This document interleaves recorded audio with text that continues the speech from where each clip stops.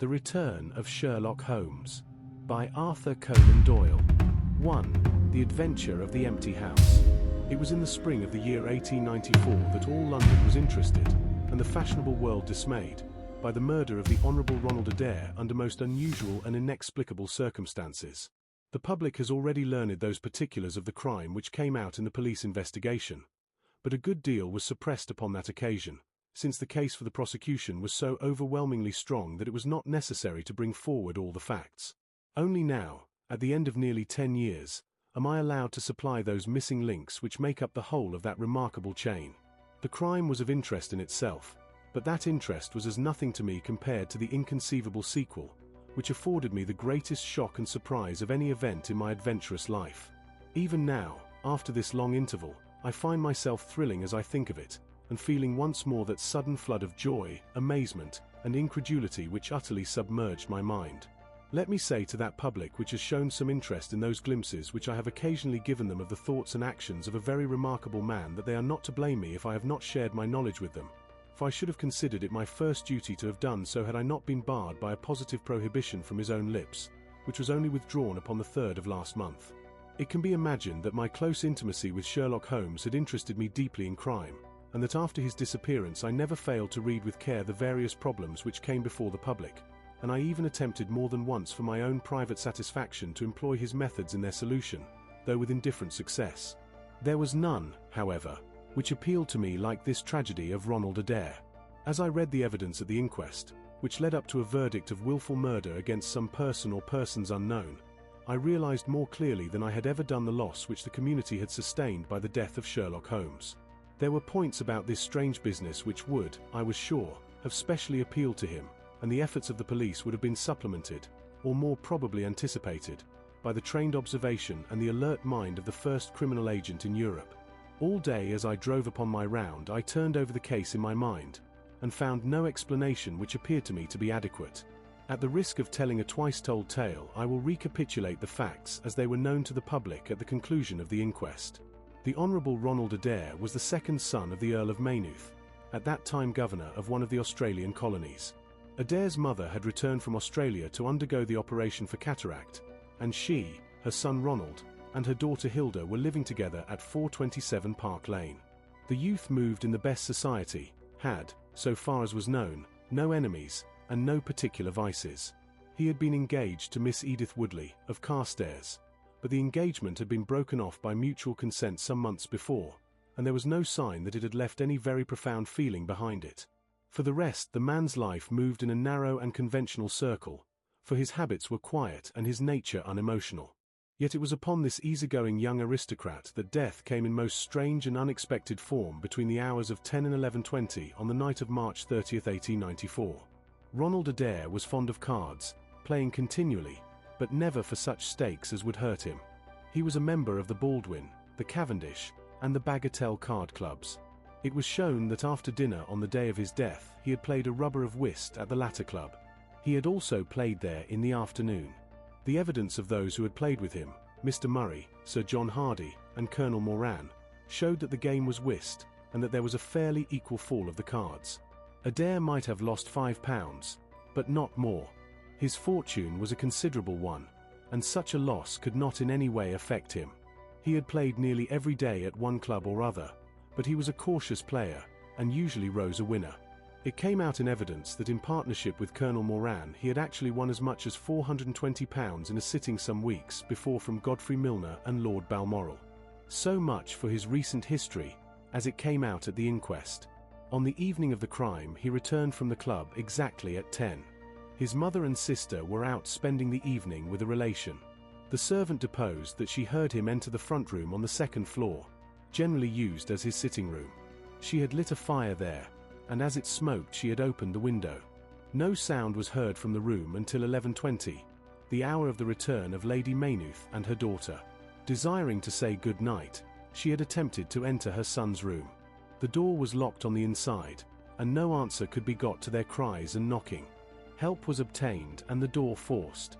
The unfortunate young man was found lying near the table. His head had been horribly mutilated by an expanding revolver bullet, but no weapon of any sort was to be found in the room. On the table lay 2 banknotes for £10 each and £17.10 in silver and gold, the money arranged in little piles of varying amount. There were some figures also upon a sheet of paper with the names of some club friends opposite to them, from which it was conjectured that before his death he was endeavouring to make out his losses or winnings at cards. A minute examination of the circumstances served only to make the case more complex.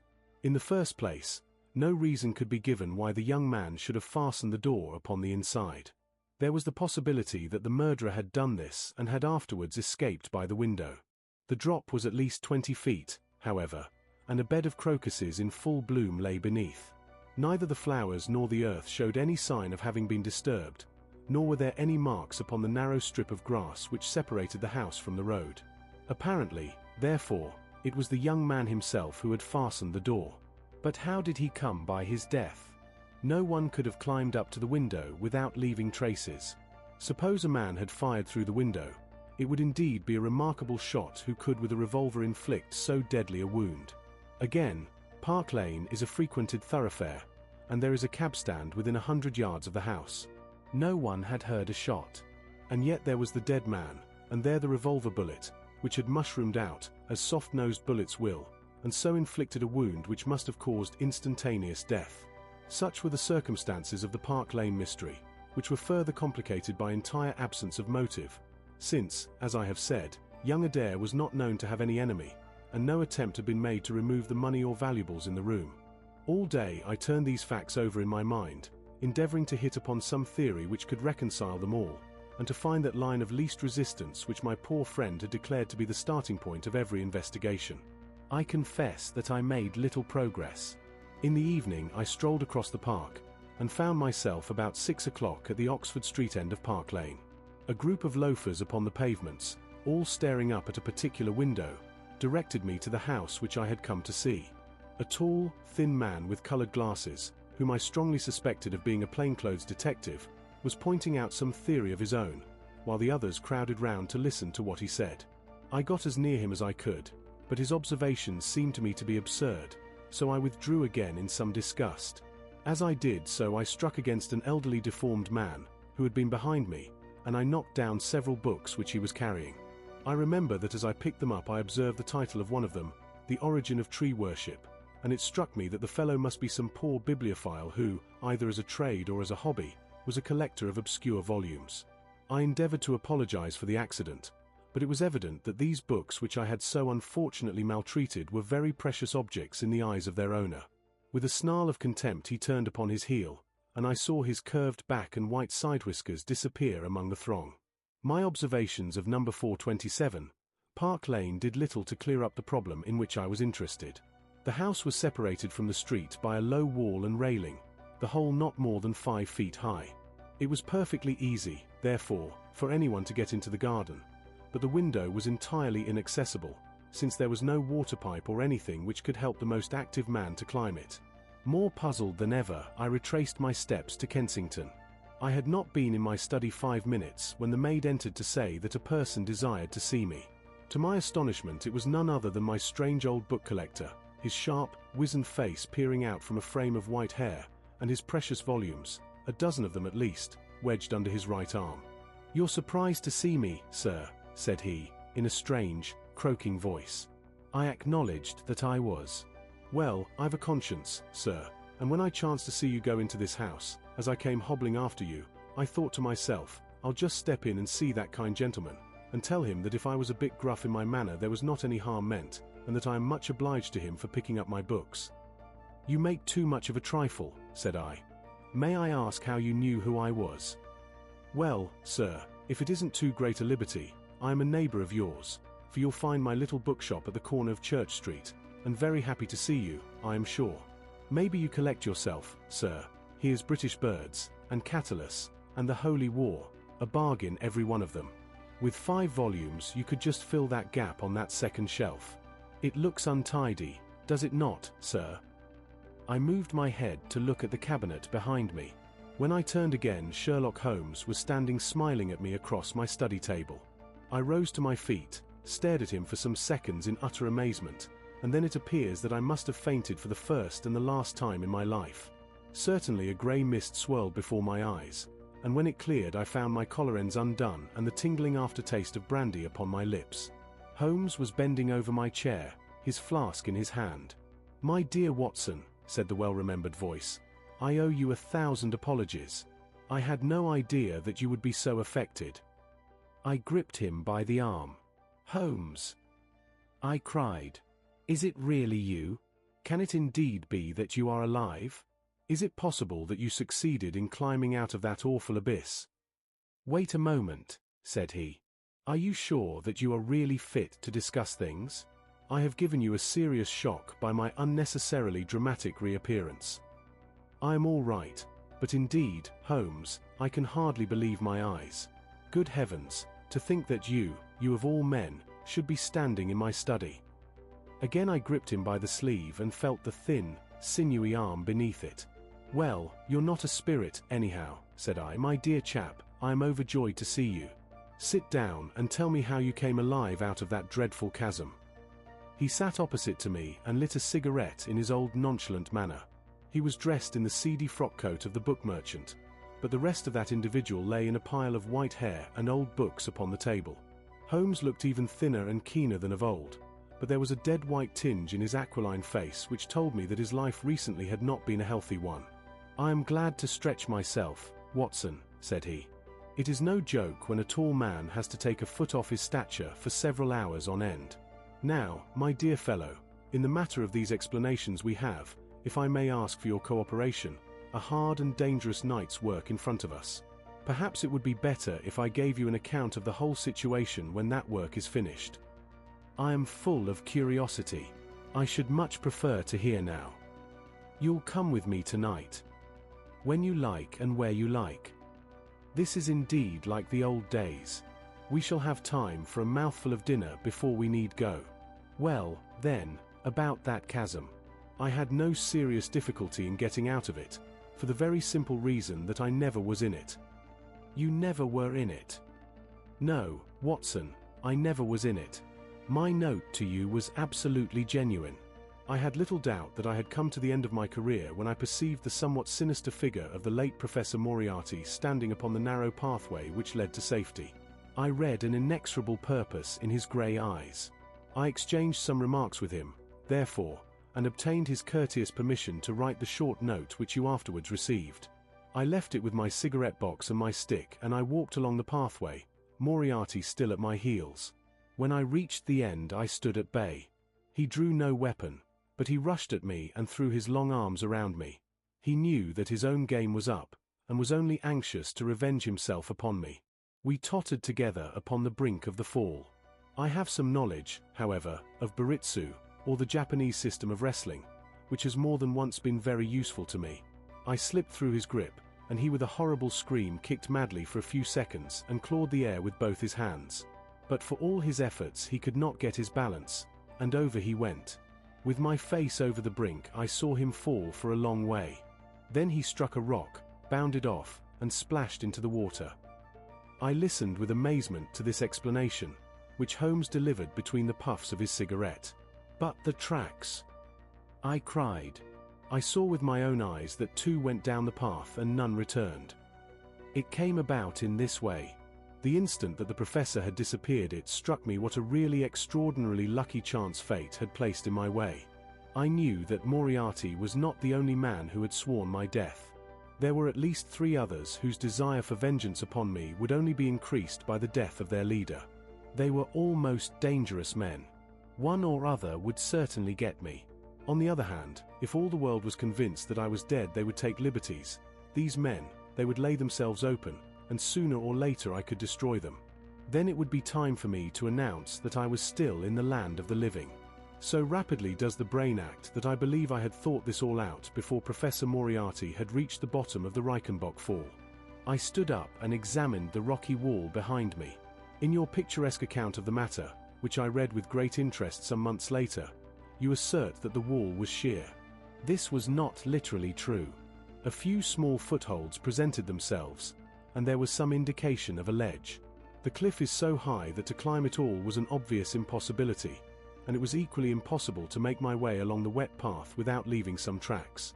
I might, it is true, have reversed my boots, as I have done on similar occasions, but the sight of 3 sets of tracks in one direction would certainly have suggested a deception.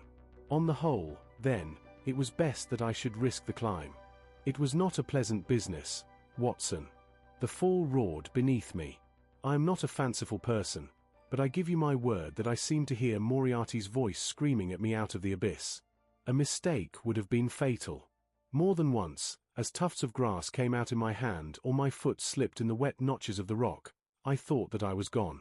But I struggled upwards, and at last I reached a ledge several feet deep and covered with soft green moss, where I could lie unseen in the most perfect comfort. There I was stretched when you, my dear Watson, and all your following were investigating in the most sympathetic and inefficient manner the circumstances of my death.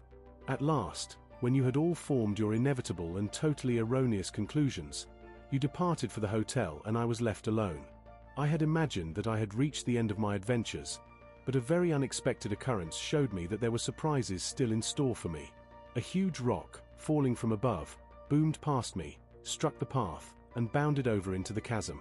For an instant I thought that it was an accident, but a moment later, looking up, I saw a man's head against the darkening sky, and another stone struck the very ledge upon which I was stretched, within a foot of my head. Of course, the meaning of this was obvious. Moriarty had not been alone. A Confederate, and even that one glance had told me how dangerous a man that Confederate was, had kept guard while the professor had attacked me. From a distance, unseen by me, he had been a witness of his friend's death and of my escape. He had waited, and then, making his way round to the top of the cliff, he had endeavored to succeed where his comrade had failed. I did not take long to think about it, Watson.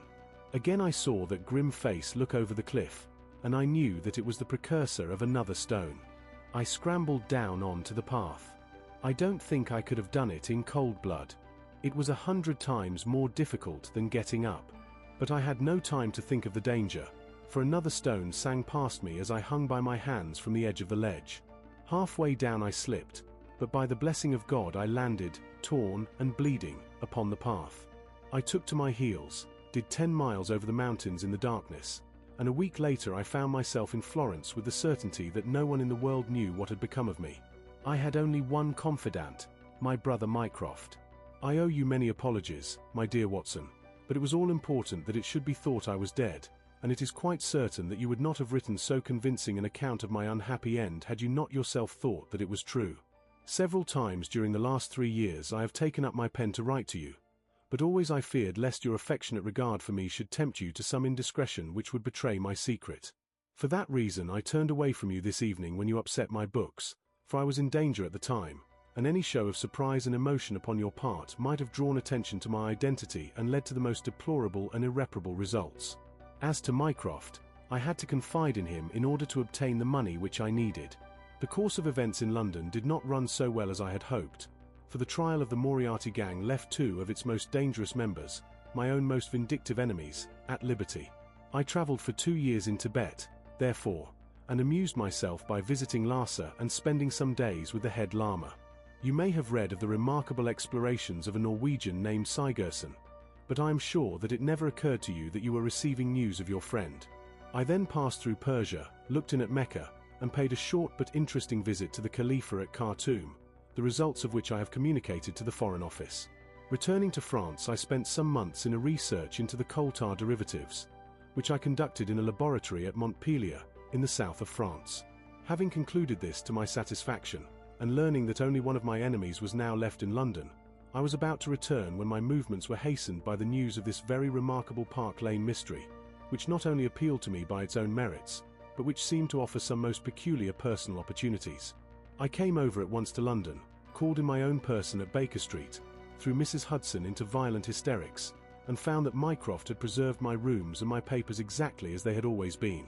So it was, my dear Watson, that at 2 o'clock today I found myself in my old armchair in my own old room, and only wishing that I could have seen my old friend Watson in the other chair which he has so often adorned. Such was the remarkable narrative to which I listened on that April evening, a narrative which would have been utterly incredible to me had it not been confirmed by the actual sight of the tall, spare figure and the keen, eager face, which I had never thought to see again. In some manner he had learned of my own sad bereavement, and his sympathy was shown in his manner rather than in his words.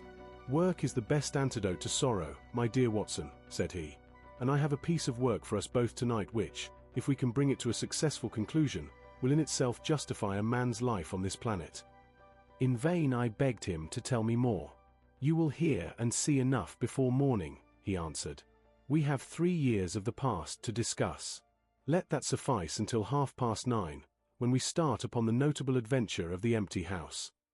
It was indeed like old times when, at that hour, I found myself seated beside him in a hansom, my revolver in my pocket and the thrill of adventure in my heart. Holmes was cold and stern and silent. As the gleam of the street lamps flashed upon his austere features, I saw that his brows were drawn down in thought and his thin lips compressed. I knew not what wild beast we were about to hunt down in the dark jungle of criminal London, but I was well assured from the bearing of this master huntsman that the adventure was a most grave one, while the sardonic smile which occasionally broke through his ascetic gloom boded little good for the object of our quest. I had imagined that we were bound for Baker Street, but Holmes stopped the cab at the corner of Cavendish Square. I observed that as he stepped out he gave a most searching glance to right and left, and at every subsequent street corner he took the utmost pains to assure that he was not followed. Our route was certainly a singular one. Holmes's knowledge of the byways of London was extraordinary, and on this occasion he passed rapidly, and with an assured step, through a network of mews and stables the very existence of which I had never known. We emerged at last into a small road, lined with old, gloomy houses, which led us into Manchester Street, and so to Blandford Street. Here he turned swiftly down a narrow passage, passed through a wooden gate into a deserted yard, and then opened with a key the back door of a house. We entered together and he closed it behind us. The place was pitch dark, but it was evident to me that it was an empty house. Our feet creaked and crackled over the bare planking, and my outstretched hand touched a wall from which the paper was hanging in ribbons. Holmes's cold, thin fingers closed round my wrist and led me forwards down a long hall, until I dimly saw the murky fanlight over the door. Here Holmes turned suddenly to the right, and we found ourselves in a large, square, empty room, heavily shadowed in the corners, but faintly lit in the centre from the lights of the street beyond. There was no lamp near, and the window was thick with dust, so that we could only just discern each other's figures within. My companion put his hand upon my shoulder and his lips close to my ear. "Do you know where we are?" he whispered. "Surely that is Baker Street," I answered, staring through the dim window. "Exactly. We are in Camden House, which stands opposite to our own old quarters." "But why are we here?" "Because it commands so excellent a view of that picturesque pile. Might I trouble you, my dear Watson, to draw a little nearer to the window, taking every precaution not to show yourself, and then to look up at our old rooms, the starting point of so many of our little adventures? We will see if my 3 years of absence have entirely taken away my power to surprise you." I crept forward and looked across at the familiar window. As my eyes fell upon it, I gave a gasp and a cry of amazement. The blind was down and a strong light was burning in the room. The shadow of a man who was seated in a chair within was thrown in hard, black outline upon the luminous screen of the window. There was no mistaking the poise of the head, the squareness of the shoulders, the sharpness of the features. The face was turned half round, and the effect was that of one of those black silhouettes which our grandparents loved to frame. It was a perfect reproduction of Holmes. So amazed was I that I threw out my hand to make sure that the man himself was standing beside me. He was quivering with silent laughter. "Well," said he. "Good heavens!" I cried. "It is marvellous. I trust that age doth not wither nor custom stale my infinite variety," said he, and I recognized in his voice the joy and pride which the artist takes in his own creation. "It really is rather like me, is it not? I should be prepared to swear that it was you." The credit of the execution is due to Monsieur Oscar Mounier, of Grenoble, who spent some days in doing the moulding. It is a bust in wax. The rest I arranged myself during my visit to Baker Street this afternoon. But why? Because, my dear Watson, I had the strongest possible reason for wishing certain people to think that I was there when I was really elsewhere. And you thought the rooms were watched? I knew that they were watched. By whom? By my old enemies, Watson. By the charming society whose leader lies in the Reichenbach Fall. You must remember that they knew, and only they knew, that I was still alive. Sooner or later they believed that I should come back to my rooms. They watched them continuously, and this morning they saw me arrive. How do you know? Because I recognized their sentinel when I glanced out of my window. He is a harmless enough fellow, Parker by name, a garroter by trade, and a remarkable performer upon the Jew's harp. I cared nothing for him. But I cared a great deal for the much more formidable person who was behind him, the bosom friend of Moriarty, the man who dropped the rocks over the cliff, the most cunning and dangerous criminal in London. That is the man who is after me tonight, Watson, and that is the man who is quite unaware that we are after him. My friend's plans were gradually revealing themselves. From this convenient retreat the watchers were being watched and the trackers tracked. That angular shadow up yonder was the bait and we were the hunters. In silence we stood together in the darkness and watched the hurrying figures who passed and repassed in front of us. Holmes was silent and motionless, but I could tell that he was keenly alert and that his eyes were fixed intently upon the stream of passers-by. It was a bleak and boisterous night, and the wind whistled shrilly down the long street. Many people were moving to and fro, most of them muffled in their coats and cravats. Once or twice it seemed to me that I had seen the same figure before, and I especially noticed two men who appeared to be sheltering themselves from the wind in the doorway of a house some distance up the street. I tried to draw my companion's attention to them, but he gave a little ejaculation of impatience and continued to stare into the street. More than once he fidgeted with his feet and tapped rapidly with his fingers upon the wall. It was evident to me that he was becoming uneasy and that his plans were not working out altogether as he had hoped. At last, as midnight approached and the street gradually cleared, he paced up and down the room in uncontrollable agitation. I was about to make some remark to him when I raised my eyes to the lighted window and again experienced almost as great a surprise as before. I clutched Holmes's arm and pointed upwards. "The shadow has moved," I cried. It was, indeed, no longer the profile, but the back, which was turned towards us. 3 years had certainly not smoothed the asperities of his temper or his impatience with a less active intelligence than his own. "Of course it has moved," said he. "Am I such a farcical bungler, Watson, that I should erect an obvious dummy and expect that some of the sharpest men in Europe would be deceived by it? We have been in this room 2 hours, and Mrs. Hudson has made some change in that figure 8 times, or once in every quarter of an hour. She works it from the front so that her shadow may never be seen. Ah!" He drew in his breath with a shrill, excited intake. In the dim light I saw his head thrown forward, his whole attitude rigid with attention. Outside, the street was absolutely deserted. Those 2 men might still be crouching in the doorway, but I could no longer see them. All was still and dark, save only that brilliant yellow screen in front of us with the black figure outlined upon its center. Again in the utter silence I heard that thin, sibilant note which spoke of intense suppressed excitement. An instant later he pulled me back into the blackest corner of the room, and I felt his warning hand upon my lips. The fingers which clutched me were quivering. Never had I known my friend more moved, and yet the dark street still stretched lonely and motionless before us. But suddenly I was aware of that which his keener senses had already distinguished. A low, stealthy sound came to my ears, not from the direction of Baker Street, but from the back of the very house in which we lay concealed. A door opened and shut. An instant later steps crept down the passage, steps which were meant to be silent, but which reverberated harshly through the empty house. Holmes crouched back against the wall and I did the same, my hand closing upon the handle of my revolver. Peering through the gloom, I saw the vague outline of a man, a shade blacker than the blackness of the open door. He stood for an instant, and then he crept forward, crouching, menacing, into the room. He was within 3 yards of us, this sinister figure, and I had braced myself to meet his spring, before I realized that he had no idea of our presence. He passed close beside us, stole over to the window, and very softly and noiselessly raised it for half a foot. As he sank to the level of this opening, the light of the street, no longer dimmed by the dusty glass, fell full upon his face. The man seemed to be beside himself with excitement. His 2 eyes shone like stars and his features were working convulsively. He was an elderly man, with a thin, projecting nose, a high, bald forehead, and a huge grizzled moustache. An opera hat was pushed to the back of his head, and an evening dress shirt front gleamed out through his open overcoat. His face was gaunt and swarthy, scored with deep, savage lines. In his hand he carried what appeared to be a stick, but as he laid it down upon the floor, it gave a metallic clang. Then from the pocket of his overcoat he drew a bulky object, and he busied himself in some task which ended with a loud, sharp click, as if a spring or bolt had fallen into its place.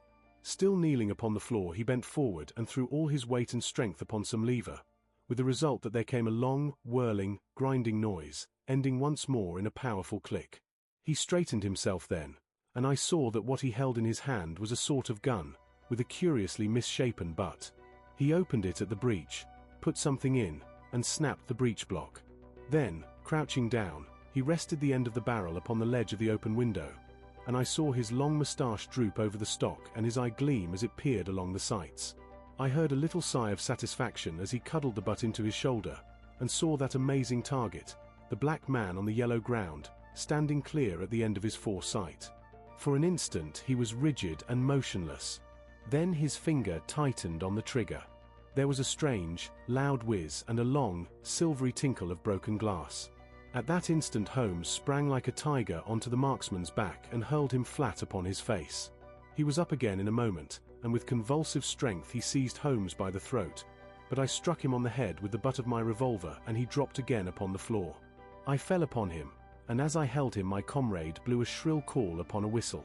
There was the clatter of running feet upon the pavement, and two policemen in uniform, with one plainclothes detective, rushed through the front entrance and into the room. "That you, Lestrade?" said Holmes. "Yes, Mr. Holmes. I took the job myself. It's good to see you back in London, sir. I think you want a little unofficial help. 3 undetected murders in 1 year won't do, Lestrade. But you handled the Molisi mystery with less than your usual. That's to say, you handled it fairly well." We had all risen to our feet, our prisoner breathing hard, with a stalwart constable on each side of him. Already a few loiterers had begun to collect in the street. Holmes stepped up to the window, closed it, and dropped the blinds. Lestrade had produced 2 candles and the policemen had uncovered their lanterns. I was able at last to have a good look at our prisoner.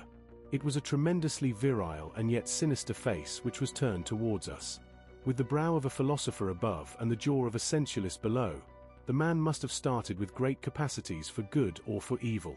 But one could not look upon his cruel blue eyes, with their drooping, cynical lids, or upon the fierce, aggressive nose and the threatening, deep-lined brow, without reading nature's plainest danger signals. He took no heed of any of us, but his eyes were fixed upon Holmes's face with an expression in which hatred and amazement were equally blended. "You fiend," he kept on muttering. "You clever, clever fiend." "Ah, Colonel," said Holmes, arranging his rumpled collar. "Journeys end in lovers' meetings, as the old play says. I don't think I have had the pleasure of seeing you since you favored me with those attentions as I lay on the ledge above the Reichenbach Fall." The Colonel still stared at my friend like a man in a trance. "You cunning, cunning fiend," was all that he could say. "I have not introduced you yet," said Holmes. "This, gentlemen, is Colonel Sebastian Moran, once of Her Majesty's Indian Army, and the best heavy game shot that our Eastern Empire has ever produced. I believe I am correct, Colonel, in saying that your bag of tigers still remains unrivaled." The fierce old man said nothing, but still glared at my companion. With his savage eyes and bristling moustache he was wonderfully like a tiger himself. "I wonder that my very simple stratagem could deceive so old a shikari," said Holmes. "It must be very familiar to you. Have you not tethered a young kid under a tree, lain above it with your rifle, and waited for the bait to bring up your tiger? This empty house is my tree, and you are my tiger. You have possibly had other guns in reserve in case there should be several tigers, or in the unlikely supposition of your own aim failing you. These," he pointed around, "are my other guns. The parallel is exact." Colonel Moran sprang forward, with a snarl of rage, but the constables dragged him back. The fury upon his face was terrible to look at. "I confess that you had one small surprise for me," said Holmes. "I did not anticipate that you would yourself make use of this empty house and this convenient front window. I had imagined you as operating from the street, where my friend Lestrade and his merry men were awaiting you. With that exception, all has gone as I expected." Colonel Moran turned to the official detective. "You may or may not have just cause for arresting me," said he, "but at least there can be no reason why I should submit to the jibes of this person. If I am in the hands of the law, let things be done in a legal way." "Well, that's reasonable enough," said Lestrade. "Nothing further you have to say, Mr. Holmes, before we go." Holmes had picked up the powerful airgun from the floor and was examining its mechanism. "An admirable and unique weapon," said he, "noiseless and of tremendous power. I knew von Herder, the blind German mechanic, who constructed it to the order of the late Professor Moriarty. For years I have been aware of its existence, though I have never before had the opportunity of handling it. I commend it very specially to your attention, Lestrade, and also the bullets which fit it." "You can trust us to look after that, Mr. Holmes," said Lestrade, as the whole party moved towards the door. "Anything further to say?" "Only to ask what charge you intend to prefer." "What charge, sir?" "Why, of course, the attempted murder of Mr. Sherlock Holmes." "Not so, Lestrade. I do not propose to appear in the matter at all. To you, and to you only, belongs the credit of the remarkable arrest which you have effected. Yes, Lestrade, I congratulate you. With your usual happy mixture of cunning and audacity you have got him." "Got him? Got whom, Mr. Holmes?" "The man that the whole force has been seeking in vain, Colonel Sebastian Moran, who shot the Honourable Ronald Adair with an expanding bullet from an airgun through the open window of the second-floor front of number 427, Park Lane, upon the 30th of last month. That's the charge, Lestrade. And now, Watson, if you can endure the draught from a broken window, I think that half an hour in my study over a cigar may afford you some profitable amusement."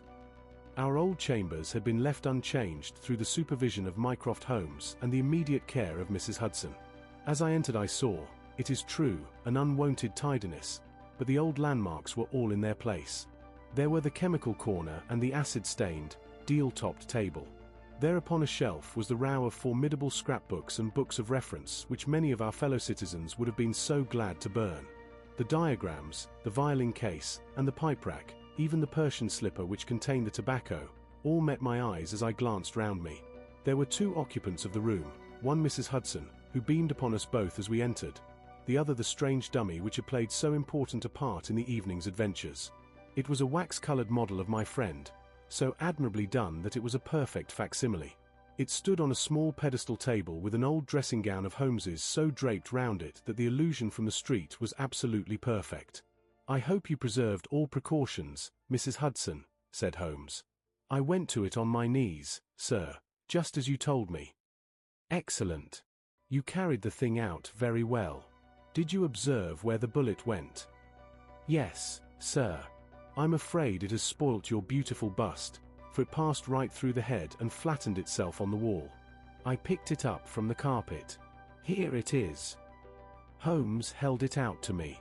"A soft revolver bullet, as you perceive, Watson.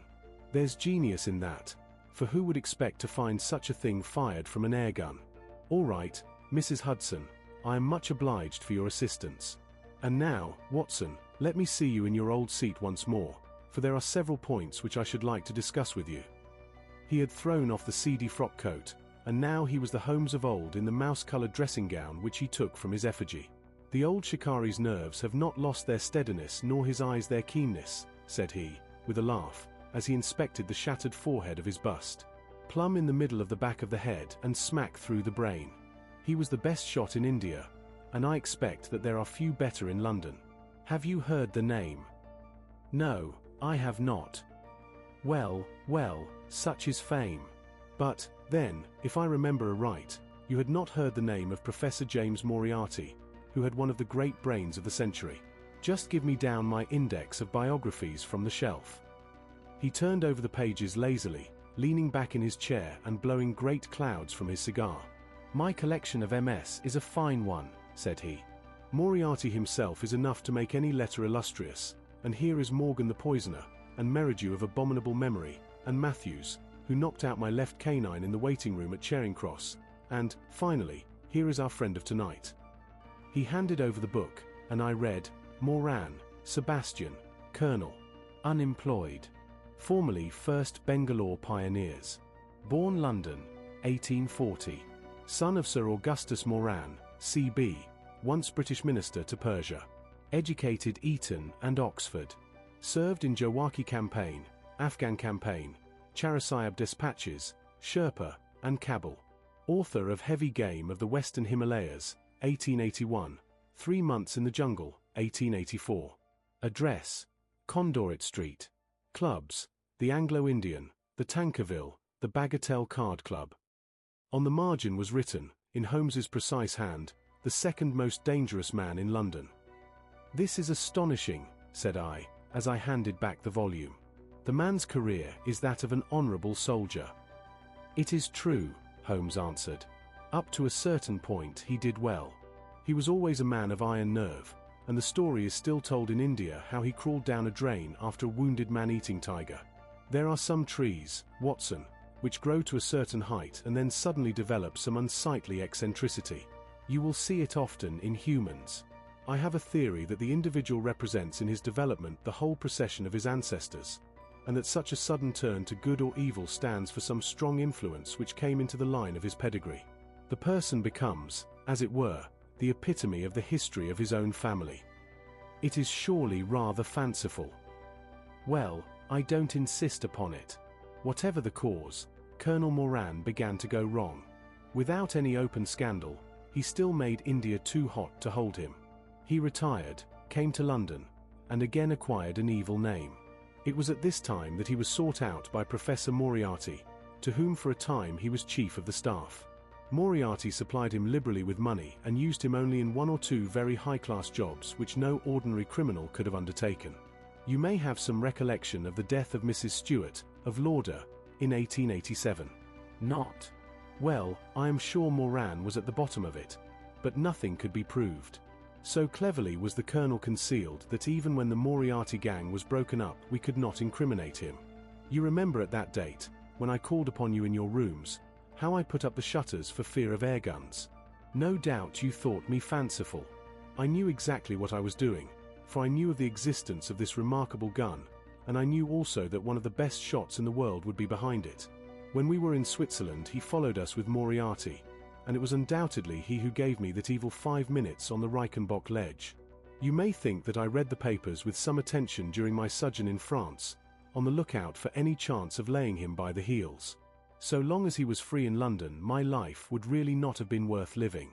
Night and day the shadow would have been over me, and sooner or later his chance must have come. What could I do? I could not shoot him at sight, or I should myself be in the dock. There was no use appealing to a magistrate. They cannot interfere on the strength of what would appear to them to be a wild suspicion. So I could do nothing. But I watched the criminal news, knowing that sooner or later I should get him. Then came the death of this Ronald Adair. My chance had come at last. Knowing what I did, was it not certain that Colonel Moran had done it? He had played cards with the lad, he had followed him home from the club, he had shot him through the open window. There was not a doubt of it.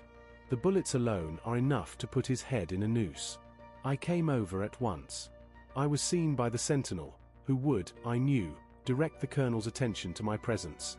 He could not fail to connect my sudden return with his crime and to be terribly alarmed. I was sure that he would make an attempt to get me out of the way at once, and would bring round his murderous weapon for that purpose. I left him an excellent mark in the window, and, having warned the police that they might be needed. By the way, Watson, you spotted their presence in that doorway with unerring accuracy. I took up what seemed to me to be a judicious post for observation, never dreaming that he would choose the same spot for his attack. Now, my dear Watson, does anything remain for me to explain? Yes, said I. You have not made it clear what was Colonel Moran's motive in murdering the Honourable Ronald Adair. Ah, my dear Watson, there we come into those realms of conjecture where the most logical mind may be at fault. Each may form his own hypothesis upon the present evidence, and yours is as likely to be correct as mine. You have formed one, then? I think that it is not difficult to explain the facts. It came out in evidence that Colonel Moran and young Adair had between them won a considerable amount of money. Now, Moran undoubtedly played foul, of that I have long been aware. I believe that on the day of the murder Adair had discovered that Moran was cheating. Very likely he had spoken to him privately, and had threatened to expose him unless he voluntarily resigned his membership of the club and promised not to play cards again. It is unlikely that a youngster like Adair would at once make a hideous scandal by exposing a well-known man so much older than himself. Probably he acted as I suggest. The exclusion from his clubs would mean ruin to Moran, who lived by his ill-gotten card gains. He therefore murdered Adair, who at the time was endeavouring to work out how much money he should himself return, since he could not profit by his partner's foul play. He locked the door lest the ladies should surprise him and insist upon knowing what he was doing with these names and coins. Will it pass? I have no doubt that you have hit upon the truth. It will be verified or disproved at the trial. Meanwhile, come what may, Colonel Moran will trouble us no more. The famous airgunner von Herder will embellish the Scotland Yard Museum, and once again Mr. Sherlock Holmes is free to devote his life to examining those interesting little problems which the complex life of London so plentifully presents.